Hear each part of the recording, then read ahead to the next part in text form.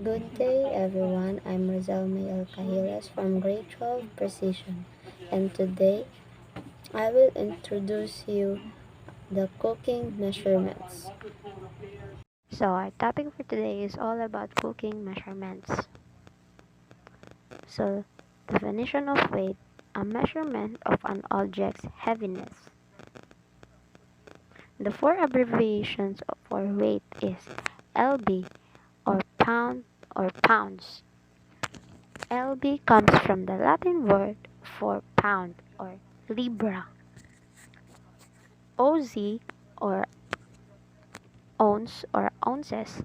There are 16 ounces in a pound. Mg or milligram or milligrams.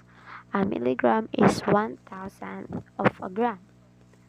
G is for gram or grams. A gram is 1,000th of a kilogram. Volume is the amount of space an object occupies, while capacity is the measure of an object's ability to contain a substance such as solid, liquid, or gas. Volume is measured in cubic units, while capacity can be measured in almost any other unit, including liters, gallons, pounds, etc. Volume measurement abbreviations. ml is for milliliter. L is for liter. FL, ounce or fluid ounce. Gal is gallon. TSP for teaspoon. TBSP for tablespoon. QT is for quart and PT is for pint. US to metric system. So the first one is converting fluids. 1/5 teaspoon is equivalent to 1 ml. 1 teaspoon is equivalent to 5 ml. 1 tablespoon is equivalent to 15 ml. 1 fluid ounce is equals to 30 ml. 1/5 cup is equal to 50 ml. 1 cup is equals to 240 ml. 2 cups or 1 pint is equals to 470 ml. 4 cups or 1 quart is equals to 0.95 liters. 4 quart or 1 gallon is 3.8 liters. So the second one is converting weights. 1 ounce is equals to 28 grams and 1 lb is equals to 454 grams. And the last one is cooking equivalents.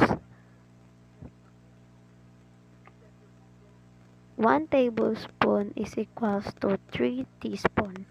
1 and 1/16 cup is equal to 1 tablespoon. 1/8 cup is equal to 2 tablespoon.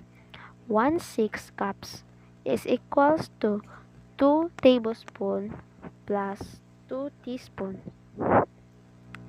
1/4 cup is equals to 4 tablespoons. 1/5 cup and 5 tablespoons plus 1 teaspoon cup.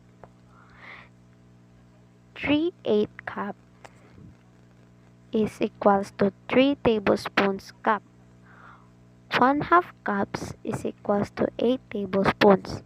2/3 cup is equals to 10 tablespoons plus 2 teaspoons. 3/4 cups is equals to 12 tablespoons. 1 cup is equals to 16 tablespoons. 1 cup is equals to 48 tablespoons. 1 cup is equals to 8 ounces. 2 cups is equals to 1 pint. 2 pints is equals to 1 quart. 4 cups is equals to 1 quart. 4 quarts is equals to 1 gallon. 16 ounces is equals to 9 lb. Metric system to US. The first one is converting fluids. 1 ml is equals to 115 teaspoons. 5 ml is equals to 1 teaspoon. 15 ml is equals to 1 tablespoon. 30 and 1 fluid ounce. 47 ml is equals to 1/5 cup. 100 is equals to 34 fluid ounce. 31 and 1 cup. 474 ml is equals to 2 cups. 0.95 liters is equals to 4 cups gallon. 3.8 liters is equals to 4 quarts or 1 gallon. 1 liter is equals to 34 fluid ounce. 1 liter is equals to 4.2 cups. 1 liter is equals to 2.1 pints. 1 liter is equals to 1.6 quarts. 1 liter is equals to 0.26 gallons. The second one is converting weight. 1 gram is equals to 0.35 ounce. 100 grams is equals to 3.5 ounce. 500 grams is equals to 1.10 lb. 1 kilogram is for 2.205 lb and 1 kilogram is equals to 35 ounces. So that's all, and thank you.